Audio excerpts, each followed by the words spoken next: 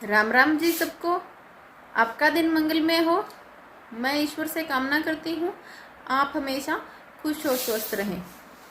आज हम बात करेंगे कब्ज के बारे में।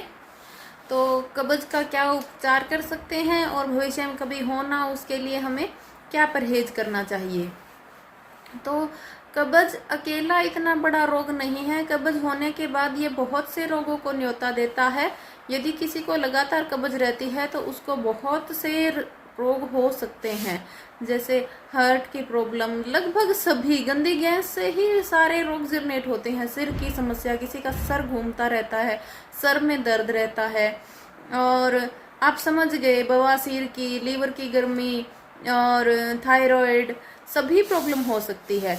तो कब्ज एक बहुत खुद में भी तो एक बड़ा है। यदि किसी को लंबे टाइम से रह रही है तो आंत तक फट सकती है, और गंदी गैसें जो पैदा करके रोग कर रही है वो तो कर ही रही है। तो इसके लिए हमें क्या उपचार करना चाहिए। वैसे तो आंत की सफाई के लिए आयुर्वेद में हमारा जो शंख प्रक्षालन की क्रिया है वो एक सबसे अच्छी प्रक्रिया है जिससे आंत की सफाई हो जाती है। उसके अंदर हमें सुबह नींबू पानी दिया जाता है, खाली पेट गुनगुना, और एक्सरसाइज करवाई जाती है। और जब तक पानी दिया जाता है जब तक पेट पूरी तरह से साफ ना हो जाए। तो एक बार आपको यदि किसी को कब्ज की शिकायत है तो करवानी चाहिए। उसके बाद आप खान पान में परहेज और अपना ध्यान रखें तो आप स्वस्थ रहेंगे। अब देखिए कब्ज क्यों होती है। शरीर में पानी की कमी सबको समझ आ रही है, क्योंकि जो आंतों की पानी की कमी है उसकी वजह से कब्ज होती है। जो हमारा मल है वो पानी सोख लेता है और कब्ज हो जाती है। तो इसके लिए एक तो आपको पानी प्रॉपर पीना ही चाहिए, नॉर्मल बात है। एक जो आजकल की चीनी है वो बहुत ही बड़ा कारण रहता है कब्ज का। ये बहुत सख्त होती है, लीवर को पचाने में भी दिक्कत करती है और शरीर में कड़कपन और कब्ज भी पैदा करती है। तो आप इसका ध्यान रखें, कम से कम सेवन करें। इसके अलावा औषधियां तो आयुर्वेद में हजारों हैं, पर आजकल लोगों ने जो मार्केट में चूर्ण चल रहे हैं, आंवला भेड़ा कोई भी चीज़ों के, त्रिफला ले लो, कुछ भी ले लो, मैं ये नहीं बोल रही ये चूर्ण अच्छे नहीं हैं, ये अच्छे हैं, लेकिन ये लेके आप कब्ज ठीक करें तो वो एक प्रॉपर उपचार नहीं हुआ कि हमारी कब्ज की समस्या ठीक हो गई। वो तो एक बार के लिए ना तो आपकी प्रॉपर आंत साफ करेगा और शरीर को आदत बन जाएगी हर टाइम लेने की। तो इससे ये आदत गलत है। तो आप क्या करें, चूर्ण की बजाय आप जो खाना खा रहे हैं उसमें पानी प्रॉपर होना चाहिए।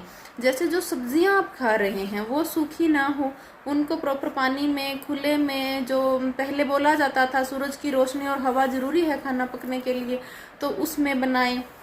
रोटी की बात करें, मल्टीग्रेन खाएं तो भी आप अनाज 6 घंटे भिगो के फिर पिसवाएं। यदि नहीं संभव है, मल्टीग्रेन नहीं अच्छी लगती, गेहूं का भी यदि खाएं तो 6 घंटे उसको भीगने दें, सुखाएं फिर खाएं। एक बार आप आजमा के देखें, कम से कम चाहे आपको 10 केजी ही गेहूं पानी में 6 घंटे तक भिगो के पिसवाएं, चाहे आपको बेशक 2-3 दिन ही खाया जाए, लेकिन आपका फर्क आपका बॉडी आपको बताएगी। तो आप बाद में ये करें, कोई मुश्किल काम नहीं है, सभी से निवेदन है। तो इससे क्या है, जो पानी प्रॉपर अनाज को चाहिए वो आंतों में से नहीं सोखेगा, मल उसको प्रॉपर पहले से मिला होगा तो कब्ज नहीं होगी। तो ये आप कर सकते हैं। खाने के बीच में थोड़ा थोड़ा आप पानी पिए रूम टेम्परेचर का, जिससे आपको कब्ज नहीं रहेगी। यदि उस पानी में लहसुन प्याज अदरक का रस, जो वैक्सीनेशन के लिए जूस बताया था, 3-3 चम्मच ये मिला लिया जाए तो ये तो सोने पे सुहागा है। आप लेके देखें, बहुत अच्छा है, बहुत अच्छे रिजल्ट्स हैं, बहुत से रोगों में फायदा है। पहले टाइम से ही रिजल्ट मिलेगा। यदि इसमें स्मेल है, आप ये नहीं ले पा रहे हैं, तो नॉर्मल पानी तो जरूर पिए। उसके बाद तो ये तो रही बात कि हम ये करें तो इससे कब्ज नहीं होगी। तला हुआ ना खाएं, ये सब आपको पता है, कभी कभार खा लें, कंटिन्यू आदत ना बनाएं। तो इसके अलावा क्या कर सकते हैं, अब सीजन की चीज जैसे मूली हो गई। मूली का रस कब्ज के लिए बहुत अच्छा है, एक बार के लिए लीवर और आंत को साफ कर देता है। बाद में यदि आप खान पान का ध्यान रखते हैं, थोड़ा सा प्रॉपर पानी पीते हैं, तो आपको कब्ज नहीं होगी। खाली पेट आप मूली का रस ले सकते हैं 1 कप तक, उसमें थोड़ा सा नमक और सेंधा नमक आप मिला सकते हैं। वैसे तो मूली में प्रॉपर जो लवण बहुत है, पोटेशियम, मैग्नीशियम, फास्फोरस, जो सोडियम हमारे शरीर को चाहिए, सब हैं, लेकिन उसको क्या है, ये एक तो थोड़ी मूली की गैस को कम कर देता है। मूली की गैस शरीर के लिए अच्छी होती है, लेकिन बहुत तेज होने की वजह से किसी किसी को सर में चढ़ती है। तो वो सर में नहीं चढ़ेगी। उसके लिए थोड़ा सा नींबू का रस और थोड़ा सा सेंधा नमक आप मिला लें। उसके अलावा क्या खा सकते हैं, बहुत चीज़ें हैं। आप एक बार ये थोड़ा लेके पेट साफ कर लें और बाद में यदि खाने के बीच में आप पानी पीते हैं, फ्रिज की चीज़ें कम से कम यूज़ करें, चीनी का इस्तेमाल ना करें, तो आपको कब्ज नहीं होगी। और एक चीज़ मैं क्लियर कर दूं इसके बीच में, कई बार छोटे बच्चे जैसे 3-4 महीने के होते हैं तो उनका पोटी का टाइम फिक्स नहीं होता, कभी 2 दिन से जाते हैं, कभी 4 दिन से और हफ्ते तक से जाते हैं। आप बस इतना ध्यान रखें कि कब्ज ना हो। बाकी उनका एक बार छोटे बच्चों का शेड्यूल चेंज होता है। लेडीज क्या करती हैं, परेशान हो जाती है, पता नहीं होता भी ये 4 दिन से 7 दिन से क्यों जा रहा है, डॉक्टर के पास लेके जाते हैं और डॉक्टर के पास आप जा रहे हो तो बहुत कम डॉक्टर है आपको कहेंगे कि आपको दवा की जरूरत नहीं है, नॉर्मल है। थोड़ा बहुत तो दवा आपको जरूर देंगे कि इससे नॉर्मल होगा। ना दवाई खाएं, कोई डरने की बात नहीं है। बस इतना ध्यान रखें कब्ज ना हो, नॉर्मल फ्रेश, चाहे वो कितने दिन से ही हो। एक बार सभी का शेड्यूल चेंज होता है, डरने की कोई जरूरत नहीं है। कोई शरीर में वो गंदी गैस बच्चे को नहीं बनाएगा, खराब नहीं करेगा, क्योंकि वो बच्चा अकेला दूध पीता है माँ का, तो उसमें उसे सब पोषण मिल रहा है और कोई खराबी नहीं है। बड़ों की बात करते हैं तो मूली के रस के अलावा आप क्या ले सकते हैं। आप शाम को सीधा फीका रूम टेम्परेचर का दूध अकेला पिए, भोजन ना करें, तो उससे भी कब्ज सही होती है। उसमें आप थोड़ी जलेबी डाल के खा सकते हैं।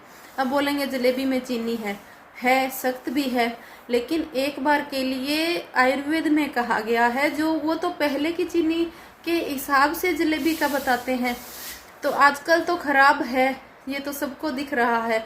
यदि आप देसी खांड में बनवा सकें जलेबी, तो वो बनवा के दूध के साथ खाएं, तो वो एक ताकतवर भी है, माइग्रेन के लिए भी अच्छा है और पेट की सफाई बहुत अच्छे से करेगा।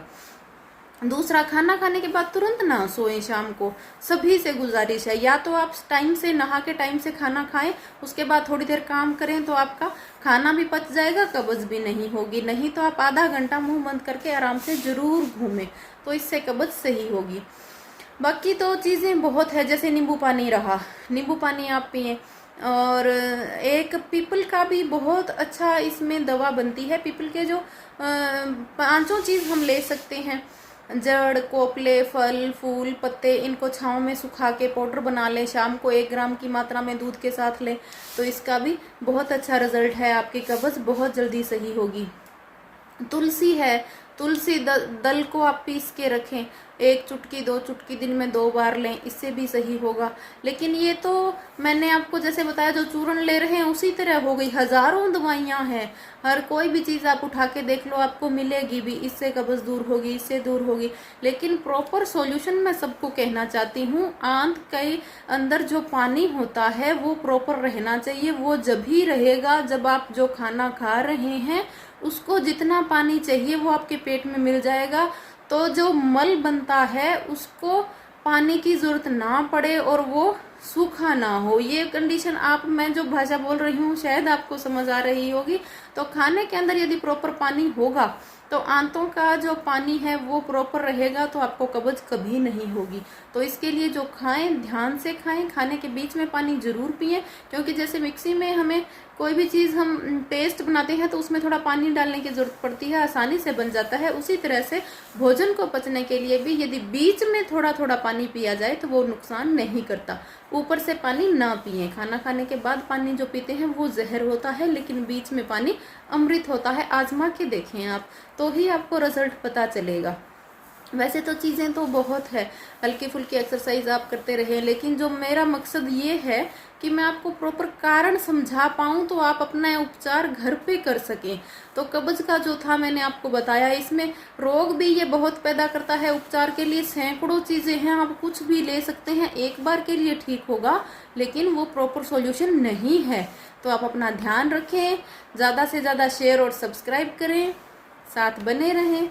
धन्यवाद।